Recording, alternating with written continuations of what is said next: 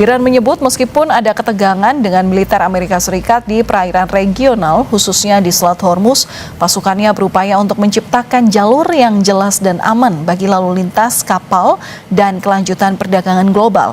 IRGC mewajibkan pemilik kapal untuk mengungkapkan detail termasuk nilai kargo kapal, bendera asal, dan tujuan mereka, pemilik dan pengelola terdaftar serta kewarganegaraan awak kapal.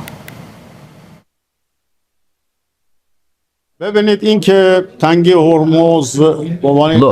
is undeniable in everyone's mind that the Strait of Hormuz, as a strategic strait, must secure interests for both Iran and Oman. We believe that the Strait of Hormuz can function on a scale comparable to the nationalization of the oil industry. It will certainly be based on a legal regime grounded in international law, the law of the sea, and the rights of the coastal states. Therefore, both the interests of the world's nations and our own rights will be safeguarded.